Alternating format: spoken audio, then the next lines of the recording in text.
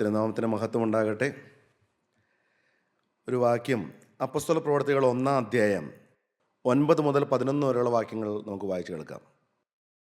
ഇത് പറഞ്ഞ ശേഷം അവർ കാണെ അവൻ ആരോഹണം ചെയ്തു. ഒരു മേഘം അവനെ മൂടിയിട്ട് അവൻ അവരുടെ കാഴ്ചയ്ക്ക് മറഞ്ഞു. കർത്താവായ യേശുക്രിസ്തു ക്രൂശിക്കപ്പെട്ടു, ഉയർത്തെഴുന്നേറ്റ് ശിഷ്യന്മാർക്ക് 40 നാളോളം പ്രത്യക്ഷപ്പെട്ടു. അതിനുശേഷം കർത്താവായ യേശുക്രിസ്തു സ്വർഗാരോഹണം ചെയ്യുന്ന സമയത്താണ് ഈ സംഭവം. വായിക്കാം. അവൻ പോകുന്നേരം അവർ ആകാശത്തിലേക്ക് ഉറ്റുനോക്കുമ്പോൾ അവർ ഉറ്റുനോക്കുമ്പോൾ ആരെ? ശിഷ്യന്മാരെല്ലാം ഉറ്റുനോക്കുമ്പോൾ വെള്ളവസ്ത്രം ധരിച്ച രണ്ട് പുരുഷന്മാർ അവരുടെ അടുക്കൽ നിന്നുകൊണ്ട് ഗലീല പുരുഷന്മാരെ, അല്ലയോ ഗലീല പുരുഷന്മാരെ, നിങ്ങൾ ആകാശത്തിലേക്ക് നോക്കി നിൽക്കുന്നത് എന്ത്? നിങ്ങളെ വിട്ട് സ്വർഗാരോഹണം ചെയ്ത ഈ യേശുവിനെ സ്വർഗത്തിലേക്ക് പോകുന്നവനായി നിങ്ങൾ കണ്ടതുപോലെ തന്നെ അവൻ വീണ്ടും വരും എന്ന് പറഞ്ഞു. ഈ യേശു സ്വർഗത്തിലേക്ക് പോകുന്നത് പോലെ തന്നെ ആകാശമേഘങ്ങളെ വാഹനമാക്കിക്കൊണ്ട് അവൻ വീണ്ടും വരുമെന്ന്. യേശുക്രിസ്തുവിൻ്റെ രണ്ടാമത്തെ വരവ്, യേശുക്രിസ്തുവിൻ്റെ ഒന്നാമത്തെ വരവിനെ കുറിച്ച് 300 പ്രവചനങ്ങൾ ഉണ്ടായിട്ടുണ്ട്. ആ പ്രവചനങ്ങളുടെ നിവൃത്തിയായിട്ട് കർത്താവ് 2000 വർഷങ്ങൾക്ക് മുമ്പ് വന്നു. ആ പ്രവചനങ്ങൾ മുഴുവനും നിറവേറി. എന്നാൽ രണ്ടാമത്തെ വരവിനെ കുറിച്ച് 1800ഓളം പ്രവചനങ്ങളുണ്ട് ബൈബിളിൽ. ദൈവത്തിന് മഹത്വം, ദൈവത്തിന് സ്തുതി. 1800 പഴയ നിയമത്തിലും പുതിയ നിയമത്തിലുമായിട്ട് 1800 പ്രവചനങ്ങൾ. ഇതാ ഇവിടെ പറയുകയാണ്, കർത്താവായ യേശുക്രിസ്തു പോയതുപോലെ തന്നെ വീണ്ടും വരുമെന്ന്. വിശുദ്ധ മത്തായി എഴുതിയ സുവിശേഷം 24-ാം അധ്യായത്തിൽ കർത്താവായ യേശുക്രിസ്തു തന്നെ അന്ത്യകാല സംഭവങ്ങളെക്കുറിച്ചെല്ലാം പറഞ്ഞതിന് ശേഷം യേശുവിൻ്റെ വരവിനെ കുറിച്ച് പറയുന്നുണ്ട്. മത്തായിയുടെ സുവിശേഷം 24-ാം അധ്യായം 42 മുതലുള്ള വാക്യങ്ങൾ. നിങ്ങളുടെ കർത്താവ് ഏത് ദിവസത്തിൽ വരുന്നു എന്ന് നിങ്ങൾ അറിയായികൊണ്ട് ഉണർന്നിരിപ്പീൻ. നിങ്ങളുടെ കർത്താവ് ഏത് ദിവസത്തിൽ വരുന്നു എന്ന് നിങ്ങൾ അറിയാത്തത് കൊണ്ട് ഉണർന്നിരിപ്പീൻ. ആ ദിവസം ഏതാണെന്ന് കർത്താവ് പറയുന്നില്ല. നമ്മുടെ മരണം എന്നാണെന്ന് നമുക്ക് അറിയാൻ പാടില്ലാത്തതുപോലെ തന്നെ കർത്താവിൻ്റെ രണ്ടാമത്തെ വരവ് എന്നാണെന്നുള്ള കാര്യവും അത് മറഞ്ഞിരിക്കുകയാണ്. ഇവിടെ പറയുകയാണ്, നിങ്ങളുടെ കർത്താവ് ഏത് ദിവസത്തിൽ വരുന്നു എന്ന് നിങ്ങൾ അറിയായകൊണ്ട് ഉണർന്നിരിപ്പിൻ എന്നാണ് പറയുന്നത്. ജാഗ്രതയോടെ ഇരിപ്പിൻ എന്നാണ് പറയുന്നത്. അടുത്ത വാക്യം. കള്ളൻ വരുന്ന യാമം ഇന്നതെന്ന് വീട്ടുടയവൻ അറിഞ്ഞുവെങ്കിൽ അവൻ ഉണർന്നിരിക്കുകയും തൻ്റെ വീട് തുറക്കുവാൻ സമ്മതിക്കാതിരിക്കുകയും ചെയ്യും എന്ന് അറിയുന്നല്ലോ. പ്രിയമുള്ളവരെ, കള്ളൻ വരുന്നത് ഏത് സമയത്താണ്, ഏത് ദിവസത്തിലാണ് എന്ന് അറിയുകയാണെങ്കിൽ വീട്ടുടയവൻ ഉണർന്നിരുന്നവനെ പിടിക്കുകയില്ലേ എന്നാണ് കർത്താവ് ചോദിക്കുന്നത്. പക്ഷേ വീട്ടുടയവൻ അറിയാതെയാണ്, ഒട്ടും നനയ്ക്കാത്ത സമയത്തായിരിക്കാം കള്ളൻ വീട്ടിൽ വന്ന് വീട് തുറപ്പാൻ നോക്കുന്നത്, കക്കാൻ ശ്രമിക്കുന്നത്. ഒട്ടും നനയ്ക്കാത്ത സമയത്ത്, നനയ്ക്കാത്ത നാഴികയിലാണ് കള്ളൻ വരുന്നത്. അതുപോലെ തന്നെയാണ് കർത്താവിൻ്റെ നാളും എന്നാണ് കർത്താവ് പറയുന്നത്. അങ്ങനെ നിങ്ങൾ നനയ്ക്കാത്ത നാഴികയിൽ മനുഷ്യപുത്രൻ വരുന്നതുകൊണ്ട് നിങ്ങളും ഒരുങ്ങിയിരിപ്പീൻ. അങ്ങനെ നിങ്ങൾ നനയ്ക്കാത്ത നാഴികയിൽ, നാളെ ഏതാണെന്ന് അറിയാൻ പാടില്ല, നാഴിക ഏതാണെന്ന് അറിയാൻ പാടില്ല, മനുഷ്യപുത്രൻ വരുന്നതുകൊണ്ട് നിങ്ങളും ഒരുങ്ങിയിരിപ്പിൻ എന്നാണ് കർത്താവ് പറയുന്നത്. ഉണർന്നും ഒരുങ്ങിയും ഇരിപ്പിൻ എന്ന്. അപ്പോസ്തല പ്രവർത്തികൾ 1-ാം അധ്യായം 6-7 വാക്യങ്ങൾ വായിക്കാം. ഒരുമിച്ച് കൂടിയിരുന്നപ്പോൾ അവർ അവനോട്, കർത്താവേ, നീ ഇസ്രായേലിന് ഈ കാലത്തിലോ രാജ്യം യഥാസ്ഥാനത്താക്കി കൊടുക്കുന്നത് എന്ന് ചോദിച്ചു. അവൻ അവരോട്, പിതാവ് തൻ്റെ സ്വന്തം അധികാരത്തിൽ വെച്ചിട്ടുള്ള കാലങ്ങളെയോ സമയങ്ങളെയോ അറിയുന്നത് നിങ്ങൾക്കുള്ളതല്ല. ആ കർത്താവ് രണ്ടാമത് വരുന്ന നാഴിക ഏതാണ് എന്നും നാളെ ഏതാണെന്നും നമുക്ക് ആർക്കും ഊഹിക്കാൻ പോലും പറ്റുകയില്ല എന്ന്. എന്നാൽ അന്ത്യകാല ലക്ഷണങ്ങൾ പറയുന്നുണ്ട്, കർത്താവിൻ്റെ വരവിന് മുമ്പ് നടക്കേണ്ടതായ സംഭവങ്ങളെക്കുറിച്ച് പറയുന്നുണ്ട്. പക്ഷേ ആ ദിവസം ഏതാണെന്ന് ആർക്കും മുൻകൂട്ടി പ്രവചിക്കാൻ പറ്റുകയില്ല എന്ന്, ആ ഡേറ്റ് ഏതാണെന്ന് അറിയാൻ പറ്റുകയില്ല എന്ന്. പിതാവ് തൻ്റെ സ്വന്തം അധികാരത്തിൽ വെച്ചിട്ടുള്ള കാലങ്ങളെയോ സമയങ്ങളെയോ അറിയുന്നത് നിങ്ങൾക്കുള്ളതല്ല എന്നാണ് പറയുന്നത്. ദൈവത്തിന് മഹത്വം. പ്രിയമുള്ളവരെ, അങ്ങനെ പരിശോധിക്കേണ്ടതായ ആവശ്യമില്ല. എന്നാൽ ഒരുങ്ങിയിരിക്കണം, ഉണർന്നിരിക്കണം എന്നാണ് പറയുന്നത്. ആവർത്തന പുസ്തകം 29-ാം അധ്യായം 28-ാം വാക്യത്തിൽ പറയുന്നുണ്ട്, മറഞ്ഞിരിക്കുന്ന കാര്യങ്ങൾ നമ്മുടെ ദൈവമായ യഹോവയ്ക്കുള്ളതത്രേ എന്ന്.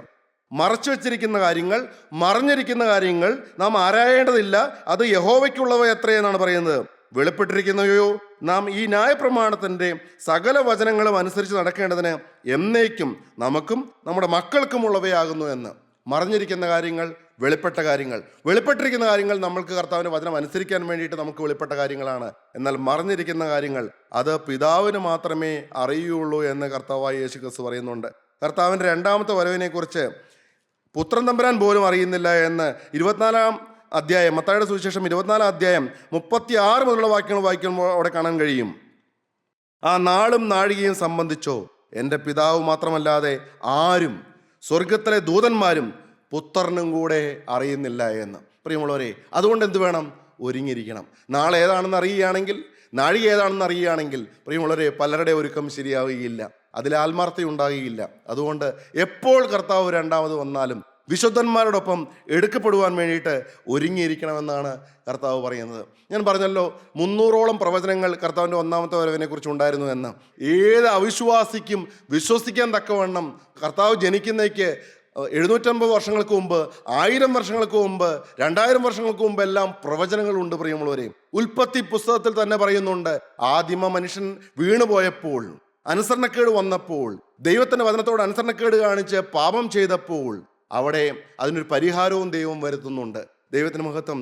സ്ത്രീയുടെ സന്തതി സർപ്പത്തിൻ്റെ തല തകർക്കുമെന്ന് അവിടെ ദൈവവും വാഗ്ദത്തം നൽകി. ദൈവത്തിന് മഹത്വം. സ്ത്രീയുടെ സന്തതി സർപ്പത്തിൻ്റെ തല തകർക്കുമെന്ന്. യേശയ്യാ പ്രവാചന പുസ്തകം യേശുക്രിസ്തു ജനിക്കുന്നേക്ക് 750 വർഷങ്ങൾക്ക് മുമ്പ് എഴുതി വെച്ചു. 7 അധ്യായം 14 വാക്യത്തിൽ എഴുതി വെച്ചു, കന്യക ഗർഭിണിയായി ഒരു മകനെ പ്രസവിക്കുമെന്ന്. ദൈവത്തിന് മഹത്വം. കന്യക ഗർഭം ധരിച്ച് ഒരു മകനെ പ്രസവിക്കുമെന്ന് യേശുക്രിസ്തു ജനിക്കുന്നേക്ക് 750 വർഷങ്ങൾക്ക് മുമ്പ് അവിടെ എഴുതി. പ്രിയമുള്ളവരെ, നാം എല്ലാം പുരുഷന്റെ സന്തതിയാണ്. എന്നാൽ സ്ത്രീയുടെ സന്തതിയായിട്ട് ഒരേ ഒരുവനെ ഈ ഭൂലോകത്ത് പറഞ്ഞിട്ടുള്ളൂ, അത് കർത്താവായ യേശുക്രിസ്തുവാണ്. ദൈവത്തിന് മഹത്വം. സ്ത്രീയുടെ സന്തതിയായിട്ട്, അവളിൽ നിന്ന് ക്രിസ്തു എന്ന പേരുള്ള മശിഹ ജനിച്ചു എന്ന് മത്തായിയുടെ സുവിശേഷത്തിലും പറയുന്നുണ്ട്. കന്യ ഗർഭം ധരിച്ച് ഒരു മകനെ പ്രസവിച്ചു എന്ന്. അത് മീഖാ പ്രവാചന പുസ്തകം 5 അധ്യായം 2 വാക്യത്തിൽ പറയുന്നുണ്ട്, ബെത്ലഹേമിലാണ് യേശു ജനിക്കുന്നത് എന്ന്. അതെല്ലാം അന്വർത്ഥമായി. പ്രിയമുള്ളവരെ, മത്തായിയുടെ സുവിശേഷം 1 അധ്യായം 2 അധ്യായം എല്ലാം വായിക്കുമ്പോൾ യേശുക്രിസ്തുവിനെ കുറിച്ച് പറയുന്നു, യേശുക്രിസ്തുവിന്റെ ജനനത്തെക്കുറിച്ച് പറയുന്നു. ദൂതൻ വന്ന് മറിയയുടെ അടുക്കൽ പ്രത്യക്ഷപ്പെട്ട്, നീ ഗർഭം ധരിച്ചൊരു മകനെ പ്രസവിക്കുമെന്ന് പറഞ്ഞപ്പോൾ മറിയ പറയുന്നുണ്ട്, പുരുഷനെ ഞാൻ അറിഞ്ഞിട്ടില്ലല്ലോ എന്ന്. ഞാനൊരു പുരുഷനെ അറിയാകിയാൽ ഇതെങ്ങനെ സംഭവിക്കുമെന്ന് പറയുന്നുണ്ട്. അവൾ കന്യകയായിരുന്നു. പ്രിയമുള്ളവരെ, പരിശുദ്ധാത്മാവിൽ ഗർഭം ധരിക്കുകയാണ്. പ്രിയമുള്ളവരെ, വേദപുസ്തകത്തിലുള്ള എല്ലാ പ്രവചനങ്ങളും നിറവേറപ്പെടുന്നത് വേദപുസ്തകം വായിക്കുന്ന ഓരോ വ്യക്തികൾക്കും അറിയാൻ സാധിക്കും. യേശുക്രിസ്തുവിന്റെ ശുശ്രൂഷയെക്കുറിച്ച്, മിനിസ്ട്രിയെക്കുറിച്ച് എല്ലാം യേശയ്യാ പ്രവാചന പുസ്തകം 40 അധ്യായത്തിൽ പറയുന്നുണ്ട്. 3 വാക്യത്തിൽ പറയുന്നുണ്ട്, യേശുക്രിസ്തു വരുന്നതിന് മുമ്പേ ഏലിയാ പ്രവാചകന്റെ ആത്മാവോട് ശക്തിയോടും കൂടെ യോഹന്നാൻ സ്നാപകനെ അയക്കുന്നതിനെ കുറിച്ച്, കർത്താവായ യേശുക്രിസ്തുവിനെ വഴിയൊരുക്കുന്നതിനെ കുറിച്ച്, മാത്രമല്ല യേശുക്രിസ്തുവിനെ ഒറ്റിക്കൊടുക്കുന്നതിനെ കുറിച്ചും പ്രവചനമുണ്ട്. ദൈവത്തിന് മഹത്വം. യൂദാസ് ഒറ്റിക്കൊടുക്കുന്നതിനെ കുറിച്ച് പ്രവചനമുണ്ട്. പ്രിയമുള്ളവരെ, ഞാൻ ചിന്തിക്കാറുണ്ട്, യൂദാസ് 3.5 വർഷക്കാലം യേശുവിനോട് കൂടെ നടന്നവനല്ലേ എന്ന്. എന്നിട്ട് എന്തു പറ്റിയെന്ന്. പ്രിയമുള്ളവരെ, അവൻ 30 വെള്ളിക്കാശിന് യേശുവിനെ ഒറ്റിക്കൊടുത്തു എന്ന്. നമ്മൾ പറയും അവൻ ദ്രവ്യാഗ്രഹിയായിരുന്നു, അതുകൊണ്ടാണ് അവൻ 30 വെള്ളിക്കാശിന് ഒറ്റിക്കൊടുത്തതെന്ന്. പ്രിയമുള്ളവരെ, ഞാൻ ചോദിക്കട്ടെ, ദ്രവ്യാഗ്രഹം എന്നുള്ള പാപം അവനിലുണ്ടായിരുന്നു. അവൻ പലപ്പോഴും അവിടെ ആ കൂട്ടായ്മയിലെ ഗജാഞ്ചി ആയതുകൊണ്ട് പലപ്പോഴും പണം എടുത്തു വന്നവനെ വ്യക്തിയായിരുന്നു, ആ കൂട്ടായ്മയിലെ ട്രഷറായിരുന്നു. എന്നാൽ ഞാൻ ചോദിക്കട്ടെ പ്രിയമുള്ളവരെ, യേശുക്രിസ്തുവിനെ ശിക്ഷയ്ക്ക് വിധിച്ചു എന്ന് കേട്ടപ്പോൾ അവൻ കുറ്റബോധത്തോടെ വരുന്നുണ്ട്. മഹാപുരോഹിതന്മാരുടെ അടുക്കൽ വന്നിട്ട് ആ നാണയം വലിച്ചെറിയുന്നുണ്ട്. അപ്പോൾ അവന് ദ്രവ്യാഗ്രഹം ഇല്ലായിരുന്നു, ആ നാണയം വലിച്ചെറിയുകയാണ് അവൻ യേശുക്രിസ്തുവിനെ ഒറ്റുകൊടുത്തപ്പോൾ അവൻ എന്തായിരിക്കും ചിന്തിച്ചത്? ഈ നാണയം ഒന്നും വലിച്ചെറിയേണ്ടി വരില്ല, ഈ നാണയം കൊണ്ട് എനിക്ക് സമ്പാദിക്കാമെന്നാണ് അവൻ വിചാരിച്ചത്. പ്രിയമുള്ളവരെ, പിടിക്കപ്പെടുകയില്ല എന്നാണ് വിചാരിച്ചത്. ഇനി യേശുക്രിസ്തു രക്ഷപ്പെടും എന്നാണ് അവൻ വിചാരിച്ചതെങ്കിൽ വീണ്ടും യേശുവിൻ്റെ മുഖം കാണേണ്ടി വരികയില്ലായിരുന്നു. അപ്പോൾ എങ്ങനെ അവൻ അപഹാസ്യനായിട്ട് മാറിയില്ലായിരുന്നു? പ്രിയമുള്ളവരെ, എന്താണ് സംഭവം എന്നറിയാമോ? അവിടെ പറയുന്നുണ്ട്, യൂദാസ് ഒറ്റിക്കൊടുക്കുന്നതിന് മുമ്പ് സാത്താൻ അവൻ്റെ ഹൃദയത്തിൽ അവൻ്റെ ഗുരുനാഥനെ ഒറ്റിക്കൊടുക്കുവാൻ തോന്നിപ്പിച്ചു എന്ന്. സാത്താൻ അവൻ്റെ കണ്ണ് കുരുടാക്കി കളഞ്ഞു. വരും വരാഴിക അവൻ ചിന്തിക്കുന്നില്ല. ഇന്ന് പാപം ചെയ്യുന്നവരെല്ലാം അങ്ങനെ തന്നെയാണ്. വരും വരാഴിക അവർ ചിന്തിക്കുന്നില്ല. നാളെ എന്താവുമെന്ന് അവർ ചിന്തിക്കുന്നില്ല. പിടിക്കപ്പെടുമെന്നും ചിന്തിക്കുന്നില്ല. എന്നാൽ യൂദാസിന് പാപബോധമല്ല, പരിശുദ്ധാത്മാവിൽ പാപബോധമല്ല അവനുണ്ടാവുന്നത്, അവന് കുറ്റബോധമായിരുന്നു. പ്രിയമുള്ളവരെ, ഞാൻ ചെയ്ത് തെറ്റായിപ്പോയല്ലോ എന്ന് അവൻ ഏറ്റുപറയാൻ വേണ്ടിയിട്ട് വന്നത് മഹാപുരോഹിതന്മാരുടെ അടുക്കലാണ്. എന്നാൽ പത്രോസ് തള്ളിപ്പറഞ്ഞു. പത്രോസ് വന്നത് യേശുവിൻ്റെ അടുക്കലേക്കാണ്, യേശുവിൻ്റെ മുഖത്തേക്കാണ് നോക്കിയത്. അവൻ വാവിട്ട് നിലവിളിച്ച് ഏങ്ങലടിച്ച് കരയുന്നത് വേദപുസ്തകം പറയുന്നുണ്ട്. ആ കരച്ചിൽ മതിയായിരുന്നു പത്രോസിൻ്റെ എല്ലാ പാപങ്ങളും ക്ഷമിച്ചു കിട്ടുവാനായിട്ട്. ദൈവത്തിന് മഹത്വം. കർത്താവ് പത്രോസിന് മുന്നറിയിപ്പ് കൊടുത്തു, നിങ്ങളെല്ലാവരും എങ്കൽ ഇടറുമെന്ന്. ദൈവത്തിന് മഹത്വം. അങ്ങനെ വചനത്തിൽ തിരുവെഴുത്ത് അങ്ങനെ പറയുന്നുണ്ട് എന്ന് പറഞ്ഞപ്പോഴും ഇടയനെ വിട്ടും ആടുകൾ ചെതറുമെന്ന് സഗരിയാ പ്രവാചന പുസ്തകത്തിൽ പറയുന്നുണ്ട്. പക്ഷെ പത്രോസ് പറഞ്ഞു, പ്രവചനമൊക്കെ അവിടെ നിൽക്കട്ടെ, ഞാൻ ഇടറുകയില്ല എന്ന്. അത് അവൻ്റെ സമർപ്പണമായിരുന്നു. പക്ഷേ അമിതമായിട്ട് അവൻ വിശ്വസിച്ചു അവൻ്റെ സമർപ്പണത്തിൽ. ദൈവത്തിന് മഹത്വം. പ്രിയമുള്ളവരെ, നമ്മൾ സമർപ്പണമുള്ളവരായിരിക്കാം, നാം തീരുമാനമുള്ളവരായിരിക്കാം, പക്ഷേ ഇടറിപ്പോകാനുള്ള സാധ്യതയുണ്ട്. ഒട്ടും പ്രശംസിക്കാനില്ല. താൻ നിൽക്കുന്നുവെന്ന് തോന്നുവൻ വീഴാതിരിപ്പാൻ സൂക്ഷിക്കട്ടെ എന്നാണ് പത്രോസ് പറഞ്ഞു. ആരെല്ലാം ഇടറിയാലും ഞാൻ ഇടറിയില്ല എന്ന്. അപ്പോൾ കർത്താവ് പറഞ്ഞു, കോഴി 2 വട്ടം കൂകുന്നതിന് മുമ്പേ നീ 3 വട്ടം എന്നെ തള്ളിപ്പറയുമെന്ന്. പക്ഷേ പത്രോസ് തള്ളിപ്പറഞ്ഞുവെങ്കിലും പത്രോസ് വാവിട്ട് നിലവിളിക്കുന്നത്, യേശുവിൻ്റെ മുഖത്തേക്ക് നോക്കിയിട്ട് കരയുന്നത്, നെടുവേർപ്പിട്ട് കരയുന്നത്, അവൻ അനുദപിക്കുന്നത് നമുക്ക് കാണാൻ കഴിയും. എന്നാൽ യൂദാസ് ചെയ്തത് എന്താണ് പ്രിയമുള്ളവരെ? അവൻ ആത്മഹത്യ ചെയ്തു എന്നാണ് പറയുന്നത്. ആ നാണയമെല്ലാം വലിച്ചെറിഞ്ഞിട്ട് എൻ്റെ ഗുരുവിനെ ഞാൻ ഒറ്റിക്കൊടുത്തു, കുറ്റമില്ലാത്ത രക്തത്തെയാണ് ഞാൻ ഒറ്റിക്കൊടുത്തതെന്ന് പറഞ്ഞപ്പോൾ മഹാപുരോഹിതന്മാരും പറയേണ്ട മറുപടി എന്തായിരുന്നു? സാരമില്ല മോനെ, നിനക്ക് ദൈവം ക്ഷമിച്ചു തരട്ടെ, ദൈവത്തോട് നീ പ്രാർത്ഥിക്കുക, ദൈവം നിനക്ക് ക്ഷമിച്ചു തരും എന്ന് പറയേണ്ടവർ അതല്ല പറഞ്ഞത്. അവർ എന്താണ് പറഞ്ഞത്? ദൈവത്തിന് മഹത്വം, നീ നിന്റെ കാര്യം നോക്ക്, ഞങ്ങൾക്കെന്ത് എന്ന് പറഞ്ഞ് അവർ കൈയൊഴിഞ്ഞു. നിങ്ങളുടെ ചുറ്റുപാടും ഏതെങ്കിലും പാപികൾ അനുതാപത്തോടെ കരയുന്നുണ്ടാകും. അവരോട് നിങ്ങളുടെ മനോഭാവം എങ്ങനെയാണ്? ആ പുരോഹിതന്മാരെ പോലെയാണോ നിങ്ങൾ പെരുമാറുന്നത്? പ്രിയമുള്ളവരെ, നിങ്ങളുടെ അടുക്കൽ മഹാപാപികൾ ഉണ്ടാകാം, നിങ്ങളുടെ അടുക്കൽ പാപത്തോർത്ത് അനുദപിക്കുന്നവരുണ്ടാകാം.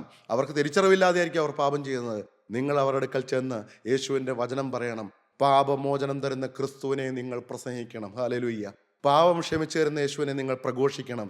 യേശുവിൻ്റെ രക്തം സകല പാപവും പോക്കി ശുദ്ധീകരിക്കുന്ന രക്തമാണ് എന്നും ഏറ്റവും വലിയ ദുഷ്പ്രവർത്തിക്കാരന് പോലും പർദീസ് നൽകുവാൻ തക്കവണ്ണം യേശുവിൻ്റെ രക്തം ഗുണകരമായിട്ട് സംസാരിക്കുന്ന രക്തമാണെന്ന് ഞാനെന്ന വ്യക്തി, നിങ്ങളെന്ന വ്യക്തികൾ പറഞ്ഞില്ല എങ്കിൽ പ്രിയമുള്ളവരെ, കടുമേറിയ ശിക്ഷാവിധി വരും. ആ പുരോഹിതന്മാർ പറഞ്ഞു, ഞങ്ങൾക്ക് എന്ത്, ഞങ്ങൾക്ക് ഞങ്ങളുടെ കാര്യമെന്ന്. എന്നെ കേൾക്കുന്ന സഹോദരി സഹോദരന്മാരെ, അനേകം തള്ളിപ്പറഞ്ഞ പത്രോസുമാർ നമ്മുടെ ചുറ്റിലുണ്ടാകും. അനേകർ ഒറ്റിക്കൊടുത്ത അനേകം യൂദാസുമാർ നമ്മുടെ ചുറ്റിലുണ്ടാകും. ദൈവത്തിന് മഹത്വം. പാപത്തിലേക്ക് പോയ അനേകം പാപനികൾ ഉണ്ടാകാം.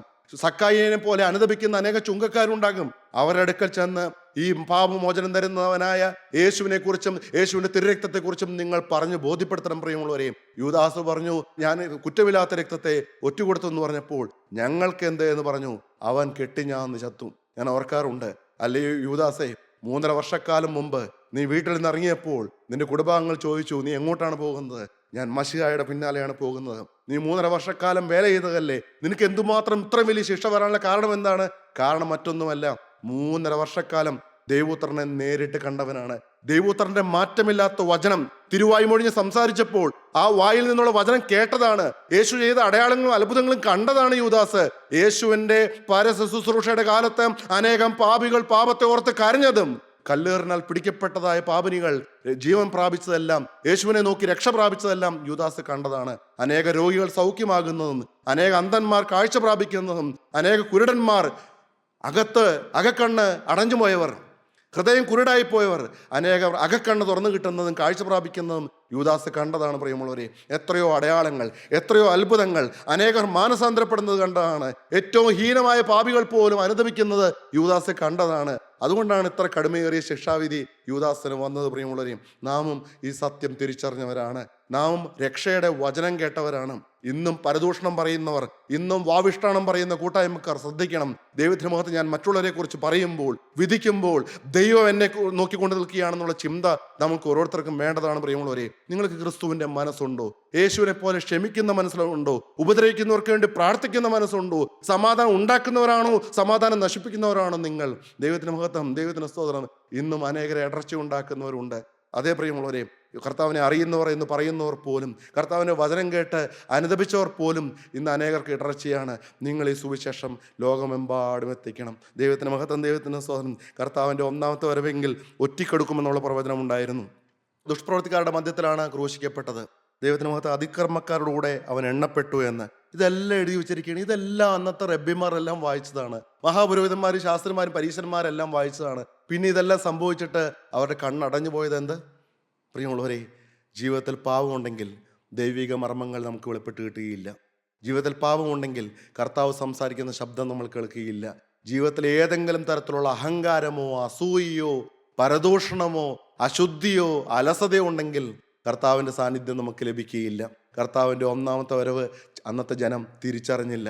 ഇന്ന് 2ാമത്തെ വരവിനായിട്ട് നോക്കി പാർത്തിരിക്കുന്ന നമ്മൾ ഈ കാലത്ത് നടക്കുന്നതായ സംഭവ വികാസങ്ങളെല്ലാം കാണുമ്പോൾ നമ്മളും തിരിച്ചറിയാതെ ഉറങ്ങിക്കിടക്കുകയാണോ? ദൈവത്തിന് മഹത്വം.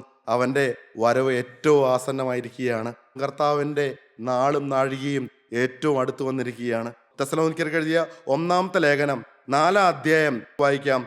കർത്താവ് താൻ ഗംഭീരനാദത്തോടും കർത്താവ് തൻ ഗംഭീരനാദത്തോടും പ്രധാന ദൂതന്റെ ശബ്ദത്തോടും പ്രധാന ദൂതന്റെ ശബ്ദത്തോടും ദൈവത്തിന്റെ കാഹളത്തോടും കൂടെ ദൈവത്തിന്റെ കാഹളത്തോടും കൂടെ സ്വർഗത്തിൽ നിന്ന് ഇറങ്ങി വരികയും സ്വർഗത്തിൽ നിന്ന് ഇറങ്ങി വരികയും ക്രിസ്തുവിൽ മരിച്ചവർ മുമ്പേ ഉയർത്തെഴുന്നേൽക്കുകയും ചെയ്യും. മുമ്പേ ഉയർത്തെഴുന്നേൽക്കുകയും ചെയ്യും. പിന്നെ ജീവനോടെ ശേഷിക്കുന്ന നാം അവരോട് ഒരുമിച്ച് ആകാശത്തിൽ കർത്താവിനെതിരേൽപ്പാൻ മേഘങ്ങളിൽ എടുക്കപ്പെടും. പ്രിയമുള്ളവരെ, കർത്താവിന്റെ രണ്ടാമത്തെ വരവിങ്കൽ ക്രിസ്തുവിൽ മരിച്ചവർ മുമ്പേ ഉയർത്തെഴുന്നേൽക്കുമ്പോൾ ജീവനോടെ ശേഷിക്കുന്ന വിശുദ്ധന്മാരുണ്ടെങ്കിൽ ആ വിശുദ്ധന്മാർ അവരോടൊപ്പം കർത്താവിനെ എതിരേൽപ്പാനായിട്ട് വാനമേഘങ്ങളിൽ എടുക്കപ്പെടുമെന്ന്. അവൻ രണ്ടാമത്തെ വരവെങ്കിൽ അവനെ എതിരേൽപ്പാനായിട്ട് മേഘങ്ങളിൽ എടുക്കപ്പെടുമെന്ന്. ഇങ്ങനെ നാം എപ്പോഴും കർത്താവിനോട് കൂടെ ഇരിക്കുമെന്നാണ് പറയുന്നത്. ഈ വചനങ്ങളെ കൊണ്ട് അന്യോന്യം ആശ്വസിപ്പിച്ചുകൊള്ളുവരെന്ന്. ദൈവത്തിന് മഹത്വം. ആരും പ്രത്യാശ കൈവിടേണ്ട. കർത്താവ് വരുവാൻ അടുത്തിരിക്കുകയാണ്. ദൈവത്തിന് മഹത്വം. പത്രോസിലെ എഴുതിയ രണ്ടാമത്തെ ലേഖനം 3-ാം അധ്യായം 3 മുതലുള്ള വാക്യങ്ങൾ വായിക്കാം. അവന്റെ പ്രത്യക്ഷയുടെ വാഗ്ദത്തം എവിടെ? എന്നാൽ ഈ അന്ത്യകാലത്ത് പലരും ചോദ്യം ചെയ്യാൻ തുടങ്ങിയിരിക്കുകയാണ്. കർത്താവ് രണ്ടാമത് വരുമെന്ന് പറഞ്ഞിട്ട് 2000 വർഷങ്ങളായല്ലോ. ഉണർന്നിരിക്കാൻ പറഞ്ഞിട്ട് 2000 വർഷങ്ങളായല്ലോ. ഒരുങ്ങിയിരിക്കാൻ പറഞ്ഞിട്ട് 2000 വർഷങ്ങളായല്ലോ. എന്തുകൊണ്ടാണ് അവൻ വരാത്തത്? എന്തുകൊണ്ടാണ് രണ്ടാമത് വരാത്തത്? അതെല്ലാം വെറുതെ പറയുന്നതാണോ എന്ന് ചോദിക്കുന്ന വ്യക്തികൾ അന്ത്യകാലത്ത് എഴുന്നേറ്റ് വരുമെന്ന് പത്രോസ് മുന്നറിയിപ്പ് നൽകുകയാണ്. പിതാക്കന്മാർ നിദ്ര കൊണ്ട ശേഷം സകലവും സൃഷ്ടിയുടെ ആരംഭത്തിൽ ഇരുന്നതുപോലെ തന്നെ ഇരിക്കുന്നു എന്ന് പറഞ്ഞ് സ്വന്തം മോഹങ്ങളെ അനുസരിച്ച് നടക്കുന്ന പരിഹാസികൾ പരിഹാസത്തോടെ അന്ത്യകാലത്ത് വരുമെന്ന് വിശേഷാൽ അറിഞ്ഞുകൊള്ളുവീൻ. പ്രിയമുള്ളവരെ, കർത്താവിന്റെ രണ്ടാമത്തെ വരവിനെ പരിഹസിക്കുന്നവരുണ്ട്. കർത്താവിന്റെ രണ്ടാമത്തെ വരവിനെ പ്രഘോഷി നടക്കുന്നതായ സുവിശേഷകന്മാരെ പരിഹസിക്കുന്നവരുണ്ട്. ഇത് വിശ്വസിക്കാത്തവരുണ്ട്. എന്നാൽ ഇവിടെ പറയുകയാണ്, പിതാക്കന്മാർ നിദ്ര കൊണ്ട ശേഷം സകലവും സൃഷ്ടിയുടെ ആരംഭത്തിൽ ഇരുന്നത് പോലെ തന്നെ ഇരിക്കുന്നു എന്ന് പറഞ്ഞ് സ്വന്തം മോഹങ്ങളെ അനുസരിച്ച് നടക്കുന്ന പരിഹാസികൾ പരിഹാസത്തോടെ അന്ത്യകാലത്ത് വരുമെന്ന് വിശേഷാൽ അറിഞ്ഞുകൊള്ളുവിനെന്ന് പറയുകയാണ്. പ്രിയമുള്ളവരെ, പത്രോസ്ലീഹ പരിശുദ്ധാത്മാവിൽ പറയുകയാണ്, അങ്ങനെ പറഞ്ഞു നടക്കുന്ന പരിഹാസികൾ ഉണ്ടാകുമെന്ന്. ഈ പരിഹാസികളെയും ഈ യേശുവിൽ വിശ്വസിക്കാത്തവരെ കുറിച്ച് അവിടെ വളരെ വ്യക്തമായിട്ട് പറയുന്നുണ്ട്. അവരെങ്ങനെയുള്ളവരാണ് എന്ന്. സ്വന്തം മോഹങ്ങളെ അനുസരിച്ച് നടക്കുന്ന പരിഹാസികൾ, പാപം ചെയ്യുന്നവർ, അശുദ്ധി ചെയ്യുന്നവർ, മദ്യത്തിൽ മദ്യപിച്ച് കൂത്താടി നടക്കുന്നവർ, ദൈവത്തെ അവഹേളിച്ച് നടക്കുന്നവർ, ദൈവത്തെ പരിഹസിക്കുന്നവർ എങ്ങനെയുള്ളവരാണ്? അഴുക്കാണ്ട ജീവിതം നയിക്കുന്നവരാണ് എന്നാണ് പറയുന്നത്. അതുകൊണ്ടാണ് അവർ വിശ്വസിക്കാത്തത്. അവരുടെ ജീവിതത്തിൽ മുഴുവനും തിന്മയാണ്, അകൃത്യമാണ്, മ്ലേച്ഛതയാണ്, അവിഹിതമാണ്. എന്നിട്ട് അവർ പറയുകയാണ്, യേശു രണ്ടാമത് വരികയില്ല, യേശുവിന്റെ വചനത്തിൽ വിശ്വസിക്കാൻ കഴിയുകയില്ല, ഈ 21-ാം നൂറ്റാണ്ടിൽ ഇതെല്ലാം വിശ്വസിക്കുന്നവർ ആരുണ്ട് എന്നെല്ലാം പറഞ്ഞ് വെല്ലുവിളിക്കുകയാണ്. എന്നാൽ എന്താണ് പത്രോസ് പരിശുദ്ധാത്മാവിൽ നിറഞ്ഞു പറയുന്നത്? വായിക്കാം.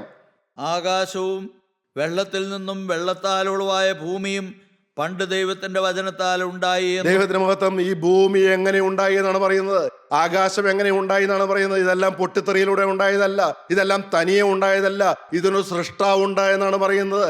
ദൈവത്തിന്റെ മഹത്വം. നാം ഒരു കെട്ടിടം നിർമ്മിക്കുന്നുവെങ്കിൽ അതിന് പിന്നിൽ ഒരു ഓണറുണ്ട്, അത് നിർമ്മിക്കുന്ന ഒരാളുണ്ട്, അതിന് പിന്നിൽ ഒരു ആർക്കിടെക്ട് പ്ലാൻ വരച്ചിട്ടാണ് നിർമ്മിക്കുന്നത്. പ്രിയമുള്ളൊരു കെട്ടിടം തന്നെ ഉണ്ടായതല്ല, അത് ഉണ്ടാക്കിയതാണ്, അനേകർ ചേർന്ന് പണിതാണ്. എങ്കിൽ ഈ ഭൂമിയും പ്രപഞ്ചവും എല്ലാം ദൈവമാണ് സൃഷ്ടിച്ചത്. പ്രിയമുള്ളവരെ, ദൈവത്തിന് മഹത്വം. അത് ഉണ്ടാക്കിയതാണ്, ദൈവം ഉണ്ടാക്കിയതാണ്. ഉണ്ടാകട്ടെ എന്ന് പറഞ്ഞപ്പോൾ ഉണ്ടായതാണ്. അതിനൊരു സൃഷ്ടാവുണ്ട്. ആകാശവും വെള്ളത്തിൽ നിന്നും വെള്ളത്താൽ ഉളവായ ഭൂമിയും പണ്ട് ദൈവത്തിന്റെ വചനത്താൽ ഉണ്ടായി എന്നും. അതിനാൽ അന്നുള്ള ലോകം ജലപ്രളയത്തിൽ മുങ്ങി നശിച്ചു എന്നും. അന്നുള്ള ലോകം ജലപ്രളയത്തിൽ മുങ്ങി നശിച്ചു എന്നും. ഇപ്പോഴത്തെ ആകാശവും ഭൂമിയും അതേ വചനത്താൽ തീക്കായി സൂക്ഷിച്ചും ന്യായവിധിയും ഭക്തികെട്ട മനുഷ്യരുടെ നാശവും സംഭവിപ്പാനുള്ള ദിവസത്തേക്ക് കാത്തുമിരിക്കുന്നു എന്നും അവർ മനസ്സോടെ മറന്നു കളയുന്നു. അന്ത്യകാലത്ത് അനേകരും മറന്നു കളയുന്ന കാര്യമാണ്. പ്രിയമുള്ളവരെ, ദൈവത്തിന്റെ വചനം ഓർപ്പിക്കുകയാണ്. പണ്ട് നോഹയുടെ കാലത്ത് ഈ ഭൂമിയിൽ ജലപ്രളയം വന്നു. അന്ന് എല്ലാവരും മുങ്ങി നശിച്ചു. നോഹ 120 വർഷക്കാലം പ്രസംഗിച്ചു, ഈ ഭൂമി നശിക്കാൻ പോവുകയാണ്, ജലപ്രളയം വരാൻ പോവുകയാണ്, പെട്ടകത്തിലേക്ക് വരുമെന്ന് പറഞ്ഞു. ആരും വന്നില്ല. പ്രിയമുള്ളവരെ, നോഹയുടെ കുടുംബം മാത്രമേ പെട്ടകത്തിലേക്ക് പ്രവേശിച്ചുള്ളൂ. എന്നാൽ പെട്ടകത്തിന്റെ വാതിലടച്ചപ്പോൾ അനേകർ പെട്ടകത്തിന്റെ വാതിക്കൽ വന്ന് മുട്ടുകയാണ്. സമയം കഴിഞ്ഞു പോയി. അന്ന് പ്രസംഗം കേട്ടപ്പോൾ അവർ കളി പറയുകയാണെന്ന് വിചാരിച്ചു. പലരും വിശ്വസിച്ചില്ല, അവഗണിച്ചു കളഞ്ഞു. ഇന്നും അങ്ങനെയല്ലേ പ്രിയമുള്ളവരെ? ദൈവത്തിന്റെ വചനം കേൾക്കുമ്പോൾ, രണ്ടാമത്തെ വരവിനെ കുറിച്ച് പറയുമ്പോൾ, യേശുക്രിസ്തുവിൽ വിശ്വസിക്കുന്നതിനെ കുറിച്ച് പറയുമ്പോൾ ഇന്നും അനേകർ പരിഹസിക്കുകയാണ്. 2000 വർഷങ്ങൾക്ക് മുമ്പ് മരിച്ച യേശുവിന്റെ രക്തം എങ്ങനെയാണ് ഇന്നത്തെ എൻ്റെ പാവം കഴുകുന്നത്? ചോദ്യം ചെയ്യുകയാണ്. പരിഹസിക്കുകയാണ്. കാരണം ഉള്ളിൽ അകൃത്യവും അധർമ്മവും നിറഞ്ഞു നിൽക്കുന്നതുകൊണ്ട് ദൈവത്തിൻ്റെ വചനം വിശ്വസിക്കാൻ പറ്റാതെ പോകുന്നു. കണ്ണ് കുരുടായിരിക്കുകയാണ്. ദൈവത്തിന് മഹത്വം, ദൈവത്തിന് സ്തോത്രം. പ്രിയമുള്ളവരെ, യേശു ക്രിസ്തുവിൻ്റെ തിരുരക്തം ഇന്നും അനേക പാപികളെ കഴുകിക്കൊണ്ടിരിക്കുകയാണ്. അനേകരെ ജയം പ്രാപിച്ചുകൊണ്ടിരിക്കുകയാണ്. ഒരു കാലത്ത് തോറ്റു തൊപ്പിയിട്ടിരുന്നവർ, പാപത്തിൽ മേളിച്ച് ജീവിച്ചിരുന്നവർ, ഇന്ന് പാപം ഉപേക്ഷിച്ച് കർത്താവിൻ്റെ സാക്ഷികളായിട്ട് നടക്കുന്ന കാഴ്ച നിങ്ങൾക്ക് ഈ കൂട്ടായ്മയിൽ വന്നാൽ കാണാൻ കഴിയും. ഞങ്ങളുടെ അനുഭവമാണ് പ്രിയമുള്ളവരെ. അനേക പാപങ്ങൾ ഉണ്ടായിരുന്നു. എന്നാൽ യേശുവിൻ്റെ വചനം കേട്ട് ജീവിതം യേശുവിനായിട്ട് സമർപ്പിക്കാനായിട്ടൊരു പ്രേരണ ഉള്ളത്തിൽ വന്നപ്പോൾ, വചനം കേട്ടപ്പോൾ, ദൈവത്തിൻ്റെ പരിശുദ്ധാത്മാവ് വ്യാപരിച്ചപ്പോൾ, ഒന്നും ചിന്തിക്കാതെ ജീവിതം യേശുവിനായിട്ട് സമർപ്പിച്ചപ്പോൾ പാപങ്ങളെല്ലാം തെറിച്ചു പോയത് ഓർക്കുകയാണ്. ഒരുത്തൻ ക്രിസ്തുവിലായാൽ അവൻ പുതിയ സൃഷ്ടിയായി. പഴയത് കഴിഞ്ഞുപോയി എന്ന് പറയുവാൻ തക്കവണ്ണം, ഇതത് പുതുതായി തീർന്നിരിക്കുന്നു എന്ന് പറയുവാൻ തക്കവണ്ണം ഞങ്ങളല്ല പ്രിയമുള്ളവരെ, ഞങ്ങളുടെ പ്രയത്നങ്ങളുമല്ല, കർത്താവ് തന്നെ പാപങ്ങളെല്ലാം തെറിപ്പിച്ച് മാറ്റി തന്നു. പാപങ്ങളെല്ലാം തെറിച്ചുപോയി പ്രിയമുള്ളവരെ. യേശുവിൻ്റെ രക്തം ഞങ്ങളെ വന്ന് കഴുകിയെന്ന് ഞങ്ങൾ വിശ്വാസത്തോടെ ബോധ്യമുള്ളവരായിട്ട് മാറി. ദൈവത്തിന് മഹത്വം. കുടുംബത്തിൽ സമാധാനമായി, സന്തോഷമായി. പണ്ട് കോപിച്ചവരായിരുന്നു, എന്നാൽ ഇന്ന് കോപമില്ല. ഇന്ന് ഭാര്യയോടൊപ്പം കൈ ഓർത്ത് പിടിച്ച് പ്രാർത്ഥനയാണ്, സ്തുതിയാണ്, അവിടെ സന്തോഷമാണ്, സമാധാനമാണ്. കുടുംബം ഒരു കൊച്ചു സ്വർഗമാകുന്ന അനുഭവമാണ് പ്രിയമുള്ളവരെ. ഇത് ഇന്നും അനുഭവിക്കുന്നവരാണ് ഞങ്ങൾ. അനുഭവിക്കുന്ന സാക്ഷികളാണ് നിങ്ങളോട് സാക്ഷ്യം വചനവും പറയുന്നത്. ദൈവത്തിന് മഹത്വം. നിങ്ങൾ വിശ്വസിക്കുന്നുണ്ടോ? ദൈവത്തിന് മഹത്വം. ഇവിടെ നോഹയുടെ പ്രസംഗം കേട്ടിട്ട് അന്ന് അനേകരും മാനസാന്തരപ്പെട്ടില്ല, അവരെല്ലാം നശിച്ചുപോയി എന്നാണ് പറയുന്നത്. ദൈവത്തിന് മഹത്വം. ഇപ്പോഴത്തെ ആകാശവും ഭൂമിയും അതേ വചനത്താൽ തീക്കായി സൂക്ഷിച്ചു എന്നാണ് അപ്പോസ്തലനായ പത്രോസ് പറയുന്നത്. പ്രിയമുള്ളവരെ, ദൈവത്തിന് മഹത്വം. 2000 വർഷങ്ങൾക്ക് മുമ്പ് പരിശുദ്ധാത്മാവിൽ അപ്പോസ്തലനായ പത്രോസ് ഈ ഭാഗങ്ങളെല്ലാം എഴുതുമ്പോൾ തീ കൊണ്ട് എങ്ങനെയാണ് ഈ ലോകം നശിക്കുന്നത്? ദൈവത്തിന് മഹത്വം. ഇന്ന് ചിന്തിക്കുമ്പോൾ നമുക്കറിയാം. എന്നാൽ അന്നത്തെ യുദ്ധങ്ങളെല്ലാം കുന്തങ്ങളും വാളുകളും അമ്പും വില്ലുമെല്ലാം ഗദയുമെല്ലാമായിട്ടുള്ള യുദ്ധങ്ങളാണ്. അവർ കണ്ട തീ എന്ന് പറയുന്നത്, ഏറ്റവും വലിയ തീ എന്ന് പറയുന്നത് കാട്ടുതീയായിരിക്കാം. എന്നാൽ തീ കൊണ്ട് ഈ ലോകം മുഴുവനും നശിക്കുമെന്ന് പ്രവചനത്തിൽ ഇവിടെ എഴുതി വെച്ചിരിക്കുകയാണ് പത്രോസ്ലീഹ. അന്ന് ആരെങ്കിലും വിശ്വസിക്കുമോ? എന്നാൽ ഇന്നത്തെ കാലത്ത് ജീവിക്കുന്ന നമുക്കറിയാം, ഇന്ന് ആറ്റം ബോംബുകൾ, ന്യൂട്രോൺ ബോംബുകൾ, ഹൈഡ്രജൻ ബോംബുകൾ, പ്രിയമുള്ളവരെ, അനേക ബോംബുകളെല്ലാം ഇന്ന് അനേക രാഷ്ട്ര തലവന്മാരെ സംഭരിച്ചു വെച്ചിരിക്കുകയാണ്. ഈ ലോകം നിന്ന് കത്തുവാൻ തക്കവണ്ണം ഏതെങ്കിലും ഒരു രാഷ്ട്രത്തലവന് ഒരു ദുർബുദ്ധി തോന്നിക്കഴിഞ്ഞാൽ അവനൊരു സ്വിച്ച് അമർത്തിയാൽ ഈ ലോകം മുഴുവനും നിന്ന് കത്തും പ്രിയമുള്ളവരെ. അതിനുള്ള ബോംബുകളെല്ലാം സ്വരുക്കൂട്ടി വെച്ചിരിക്കുകയാണ്. ഇത് 2000 വർഷങ്ങൾക്ക് മുമ്പ് എഴുതി വെച്ചിരിക്കുന്ന ബൈബിളിൽ പറയുകയാണ്, ഈ ഭൂമി തീ കൊണ്ട് നശിക്കുമെന്ന്. ദൈവത്തിന് മൊത്തം 8 മുതലുള്ള വാക്യം വായിക്കാം. എന്നാൽ പ്രിയമുള്ളവരെ, കർത്താവിന് ഒരു ദിവസം 1000 സംവത്സരം പോലെയും 1000 സംവത്സരം ഒരു ദിവസം പോലെയും ഇരിക്കുന്നു എന്ന് ഈ കാര്യം നിങ്ങൾ മറക്കരുത്. കർത്താവിന്റെ പ്രത്യക്ഷത എവിടെയെന്നെല്ലാം ചോദിക്കുന്നവർക്കുള്ള മറുപടിയാണ്, കർത്താവിന് ഒരു ദിവസം 1000 സംവത്സരം പോലെയും 1000 സംവത്സരം ഒരു ദിവസം പോലെയും എന്നുള്ള കാര്യം നിങ്ങൾ മറക്കരുത് എന്ന് വീണ്ടും സങ്കീർത്തനത്തിൽ പറയുന്നുണ്ട്. കർത്താവിന് ഒരു 1000 വർഷം രാത്രിയിലെ ഒരു യാമം പോലെയാണ് എന്ന്. രാത്രിയിൽ ഒരു യാമം എന്ന് പറഞ്ഞാൽ 4 മണിക്കൂർ, ഏതായാലും മണിക്കൂറുകൾ പോലെയാണെന്ന് കർത്താവിന് 1000 വർഷം. ദൈവത്തിന് മഹത്വം. ചിലർ താമസം എന്ന് വിചാരിക്കുന്നത് പോലെ കർത്താവ് തൻ്റെ വാഗ്ദത്തം നിവർത്തിപ്പാൻ താമസിക്കുന്നില്ല. ആരും നശിച്ചു പോകാതെ എല്ലാവരും മാനസാന്തരപ്പെടുവാൻ അവൻ ഇച്ഛിച്ച് നിങ്ങളോട് ദീർഘക്ഷമ കാണിക്കുന്നതേ ഉള്ളൂ. കർത്താവിൻ്റെ രണ്ടാമത്തെ വരവ് വൈകുന്നതിനുള്ള കാരണം എന്താണെന്ന് പറയുന്നുണ്ട്. ദൈവത്തിന് മഹത്വം. 1-ാം നൂറ്റാണ്ടിലെ സഭ പോലും കർത്താവിൻ്റെ രണ്ടാമത്തെ വരവിന് കാത്തിരുന്നവരായിരുന്നു. ഇന്നത്തെ സഭയും കാത്തിരിക്കുകയാണ്. എന്നാൽ വൈകുന്നത് എന്താണ് പ്രിയമുള്ളവരെ? കർത്താവിൻ്റെ ദീർഘക്ഷമയാണ്, നമ്മളോട് സ്നേഹമാണ്. ദൈവത്തിന് മഹത്വം. എന്താണ് അവിടെ പറയുന്നത്? ആരും നശിച്ചു പോകാതെ എല്ലാവരും മാനസാന്തരപ്പെടുവാൻ അവൻ ഇച്ഛിച്ച് നിങ്ങളോട് ദീർഘക്ഷമ കാണിക്കുകയാണ് എന്ന്. പ്രിയമുള്ളവരെ, നിങ്ങളൊന്ന് ഓർത്ത് നോക്കൂ. ഇന്ന് കർത്താവ് രണ്ടാമത് വന്നാൽ നിങ്ങൾ പറക്കുമോ? വിശുദ്ധന്മാരോടൊപ്പം എടുക്കപ്പെടുമോ? ഞാൻ ചോദിക്കട്ടെ, നിങ്ങളുടെ മക്കൾ എടുക്കപ്പെടുമോ? നിങ്ങളുടെ ജീവിത പങ്കാളി എടുക്കപ്പെടുമോ? നിങ്ങളുടെ ചുറ്റുമുള്ള ചാർച്ചക്കാരും ബന്ധുക്കളും നിങ്ങളുടെ സമൂഹത്തിലുള്ളവർ എടുക്കപ്പെടുമോ? അവരോടെല്ലാം നിങ്ങൾ സുവിശേഷം അറിയിച്ചു കഴിഞ്ഞു. ദൈവത്തിന് മഹത്വം. കർത്താവ് വേഗം വരുന്നു എന്ന് പറയുകയാണ്. എന്നാൽ അവിടെ യോഹന്നാൻ സ്ലീഹ വേഗം വരാനല്ല പറയുന്നത്, ആമേൻ കർത്താവേ വരണമേ എന്നാണ് പറയുന്നത്. എന്താ കാരണം എന്നറിയാമോ? എനിക്ക് ചുറ്റുമുള്ള അനേക ഭവനങ്ങൾ നിലവിളി ഉയർന്നുകൊണ്ടിരിക്കുകയാണ്. അവർ കഷ്ടത അനുഭവിച്ചുകൊണ്ടിരിക്കുകയാണ്. സാത്താൻ കൊടികുത്തി വാഴുകയാണ്. അവൻ്റെ പാപത്തിന് അടിമകളായിട്ട് ഇന്നും മദ്യപിക്കുന്ന അനേകരുണ്ട് പ്രിയമുള്ളവരെ. അനേക കുടുംബങ്ങൾ സമാധാനമില്ലാതെ വലയുകയാണ്. അപ്പോൾ ഒരു വിശ്വാസിക്ക് എങ്ങനെ പറയാൻ പറ്റും, എൻ്റെ കർത്താവേ നീ വേഗം വരണമേ എന്ന്? അപ്പോൾ നീ നിന്റെ ഭാര്യയിലേക്ക് നോക്കണം, നിന്റെ ഭർത്താവിലേക്ക് നോക്കണം, നിന്റെ മക്കളിലേക്ക് നോക്കണം, നിന്റെ ചാർച്ചക്കാരിലേക്ക് നോക്കണം, നിന്റെ ബന്ധുക്കളിലേക്ക് നോക്കണം. നിന്റെ വേല തികച്ചോ സഹോദര? നിന്റെ ഓട്ടമോടി തികച്ചോ? നിന്നിലൂടെ കണ്ട ആത്മാക്കളെ നീ നേടിയോ? ഇല്ല എങ്കിൽ എങ്ങനെ പറയാൻ പറ്റും കർത്താവ് വേഗം വരണമേ എന്ന്? ഞാൻ ഓർക്കുകയാണ്, 10 വർഷം മുമ്പ് കർത്താവ് രണ്ടാമത് വന്നിരുന്നെങ്കിൽ ഇന്ന് നമ്മുടെ കൂട്ടായ്മയിലുള്ള അനേകം പേര് വിശുദ്ധന്മാരോടൊപ്പം എടുക്കപ്പെടുകയില്ലായിരുന്നു. കാരണം പ്രിയമുള്ളവരെ, അനേകര് മാനസാന്തരപ്പെട്ടിട്ടില്ലായിരുന്നു. പ്രിയമുള്ളവരെ, എന്നാൽ കർത്താവ് വരാൻ താമസിക്കുന്നത് നിന്റെ മാനസാന്തരത്തിന് വേണ്ടിയിട്ടാണ്. ഇനിയും സമയം പാഴാക്കല്ലേ, ഒട്ടും സമയം കളയല്ലേ. ആരും നശിച്ചു പോകാതെ എല്ലാവരും മാനസാന്തരപ്പെടാൻ അവൻ ഇച്ഛിച്ച് നിങ്ങളോട് ദീർഘക്ഷമ കാണിക്കുകയാണ്. ഈ വചനങ്ങളെല്ലാം വായിക്കുമ്പോൾ എൻ്റെ ഹൃദയത്തിലേക്ക് നോക്കുകയാണ്, എൻ്റെ ദേശത്തിലേക്ക് നോക്കുകയാണ്. ഞാൻ കരയുകയാണ് പ്രിയമുള്ളവരെ. കാരണം ഞാൻ അനേക വീടുകളിൽ ഇനിയും സുവിശേഷം അറിയിക്കേണ്ടതായിട്ടുണ്ട്. കർത്താവ് വരാൻ പോവുകയാണ്. അതിനു മുമ്പ് രക്ഷ പ്രാപിക്കണമെന്ന് പറഞ്ഞുകൊണ്ട്, യേശുവിൻ്റെ വചനം കേട്ട് മാനസാന്തരപ്പെടണമെന്ന് പറഞ്ഞുകൊണ്ട് അനേക വീടുകളിൽ ഇനിയും കയറാറുണ്ട്. ഞാൻ ഈ നാടുകളിലെല്ലാം ചില വീടുകളിലെല്ലാം കയറിയപ്പോൾ അവരുടെ ജീവിതത്തിൽ വന്ന ദുരിതങ്ങളെ ഓർത്ത് അവർ ദൈവത്തെ പഴിക്കുകയാണ്. ഒരു കാലത്ത് വചനം കേട്ടവരായിരുന്നു, പക്ഷെ അവരുടെ ജീവിതത്തിൽ പ്രത്യാഘാതങ്ങൾ വന്നപ്പോൾ, ജീവിതത്തിൽ ചില വേർപാടുകൾ വന്നപ്പോൾ, ജീവിതത്തിൽ ചില നാശങ്ങൾ വന്നപ്പോൾ അവർ ക്രിസ്തുവിനെ പഴിക്കുന്നത് കാണാൻ കഴിഞ്ഞു. അവരുടെ അടുക്കൽ കണ്ണുനീരോടെ ഞങ്ങൾ പറഞ്ഞു, ഒരിക്കലും അരുതേ, നിങ്ങൾക്ക് ദോഷങ്ങൾ കൊണ്ടുവരുന്നത് ദൈവമല്ല, കർത്താവായ യേശുവല്ല, പിശാചാണ്, ദുഷ്ടനായ പൈശാചികനാണ്. അവൻ ബോഷ്ക്ക് പറയുന്നവന്റെ അപ്പനാണെന്നാണ് വേദപുസ്തകം പറയുന്നത്. അവൻ നുണ പറയുന്നവനാണ്, മനുഷ്യരെ തെറ്റിക്കുന്നവനാണ്. ആദാമിനോട് പറഞ്ഞു, നീ തിന്നുന്ന നാളിൽ നീ മരിക്കുമെന്ന് പറഞ്ഞപ്പോൾ, ഈ പഴം പറിച്ച് തിന്നുന്ന നാളിൽ നീ മരിക്കുമെന്ന് പറഞ്ഞപ്പോൾ അവിടെ സാത്താൻ വന്നിട്ട് പറഞ്ഞു, പാമ്പന്റെ രൂപത്തിൽ വന്നിട്ട് അവൻ പറഞ്ഞു, ഇല്ല, നിങ്ങൾ മരിക്കുകയില്ല നിശ്ചയമെന്ന്. അവിടെ ഒരു അവിശ്വാസം കൊണ്ടുവരികയാണ്, അവിടെ ബോഷ്ക്ക് പറയുകയാണ്, അവിടെ ദുർവ്യാഖ്യാനം നടത്തുകയാണ്. പ്രിയമുള്ളവരെ, ഇന്ന് അനേകരെ സാത്താൻ തെറ്റിച്ചുകൊണ്ടിരിക്കുകയാണ്, അവിശ്വാസം കൊണ്ടുവരികയാണ്. ആരും നശിച്ചു പോകാതെ എല്ലാവരും മാനസാന്തരപ്പെടാൻ ഇച്ഛിച്ചുകൊണ്ട് ദീർഘക്ഷമ കാണിക്കുകയാണ്. 10 മുതലുള്ള വാക്യം വായിക്കാം. കർത്താവിൻ്റെ ദിവസമോ കള്ളനെ പോലെ വരും. അന്ന് ആകാശം കൊടുമുഴക്കത്തോടെ ഒഴിഞ്ഞുപോകും. മൂലപദാർത്ഥങ്ങൾ കത്തിയഴുകയും ഭൂമിയും അതിലുള്ള പണികളും വെന്തുപോകുകയും ചെയ്യും. കർത്താവിൻ്റെ രണ്ടാമത്തെ വരവിങ്കൽ നടക്കുന്നതായ കാര്യങ്ങളാണ് പറയുന്നത്. ലോകാവസാനത്തെക്കുറിച്ചാണ് പറയുന്നത്. കർത്താവിൻ്റെ ദിവസമോ കള്ളനെ പോലെ വരും. അന്ന് ആകാശം കൊടുമുഴക്കത്തോടെ ഒഴിഞ്ഞു പോകും. മൂലപദാർത്ഥങ്ങൾ കത്തിയഴുകയും ഭൂമിയും അതിലുള്ള പണികളും വെന്തുപോകുകയും ചെയ്യുമെന്ന് വായിക്കാം. ഇങ്ങനെ ഇവയൊക്കെയും അഴുവാനുള്ളതായിരിക്കയാൽ ആകാശം ചുട്ടഴുവാനും മൂലപദാർത്ഥങ്ങൾ വെന്തുരുകുവാനുമുള്ള ദൈവദിവസത്തിൻ്റെ വരവ് കാത്തിരുന്നും ബന്ധപ്പെടുത്തിയും കൊണ്ട് നിങ്ങൾ എത്ര വിശുദ്ധ ജീവനവും ഭക്തിയുമുള്ളവരായിരിക്കണം. നിങ്ങൾ എത്ര വിശുദ്ധ ജീവനവും ഭക്തിയുമുള്ളവരായിരിക്കണം. കർത്താവിൻ്റെ ദിവസത്തിൻ്റെ വരവ് കാത്തിരുന്നും ബന്ധപ്പെടുത്തിയും കൊണ്ട് എന്നാണ് പറയുന്നത്. നമുക്ക് കർത്താവിൻ്റെ രണ്ടാമത്തെ വരവിനായിട്ട് കാത്തിരിക്കണം. പ്രിയമുള്ളവരെ, ഒരുക്കത്തോടെ ഇരിക്കണം. ഒന്നാമത്തെ വരവിനെ കുറിച്ചുള്ള പ്രവചനങ്ങളെല്ലാം നിറവേറി കർത്താവ് ഈ ഭൂമിയിലേക്ക് വന്നു. ദൈവത്തിന് മൊത്തം കർത്താവ് ക്രൂശിക്കപ്പെട്ടു, കർത്താവ് സ്വർഗാരോഹണം ചെയ്തു. ഇനി നടക്കാനുള്ള പ്രവചനം കർത്താവിൻ്റെ രണ്ടാമത്തെ വരവാണ്.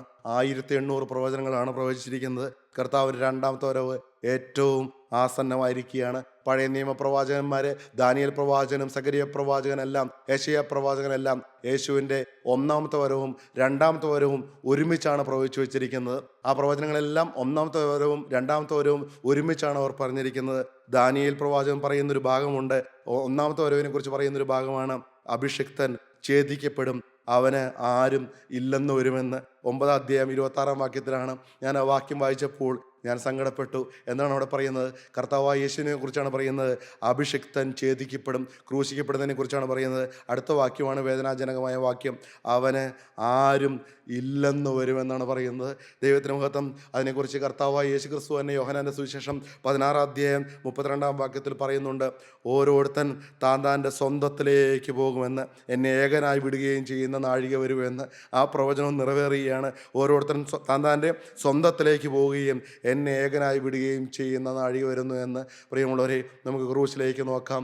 അവിടെ 69-ാം സങ്കീർത്തനത്തിൽ പറയുന്നത് പോലെ, വല്ലവനും സഹതാപം തോന്നുമോ എന്ന് കാണുവാൻ അഭിഷിക്തൻ നോക്കി, ആരെയും കണ്ടില്ല.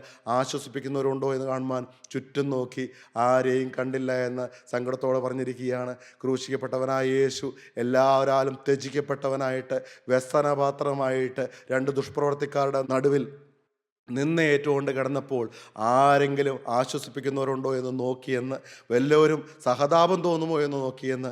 പക്ഷേ അങ്ങനെയുള്ള മുഖങ്ങളൊന്നും കർത്താവ് കണ്ടില്ല എന്ന്. പ്രിയമുള്ളവരെ, അവൻ ഏലി ഏലി ലമ്മ ശബക്താനി, എൻ്റെ ദൈവമേ നീ എന്നെ കൈവിട്ടത് എന്ത് എന്ന് പറഞ്ഞ് ഉറക്കെ നിലവിളിച്ചു എന്ന്. പിന്നെ പ്രാണൻ വിടുന്ന സമയത്തും ഉറക്കെ നിലവിളിച്ച പ്രാണനെ വിട്ടു എന്നാണ് പറയുന്നത്.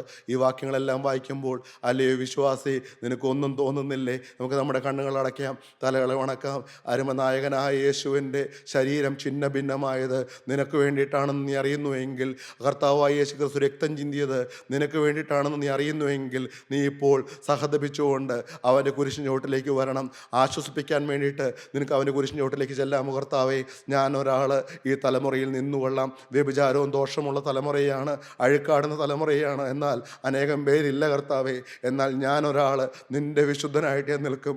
ഞാനൊരാൾ പാപങ്ങളെല്ലാം വലിച്ചെറിഞ്ഞുകൊണ്ട് നിൻ്റെ പിന്നാലെ വരും. ഞാനൊരാൾ നിൻ്റെ തിരക്തത്താൽ കഴുകൽ പ്രാപിച്ച് ശക്തി പ്രാപിച്ചവനായിട്ട് ഓടും. കർത്താവെ, ഞാനൊരാൾ നിൻ്റെ രണ്ടാമത്തെ വരവിനെക്കുറിച്ച് സകലരോടും പ്രഘോഷിക്കും. എൻ്റെ യേശുവിൻ്റെ ദൈവരാജ്യ വചനത്തെക്കുറിച്ച് ഞാൻ പ്രഘോഷിക്കും.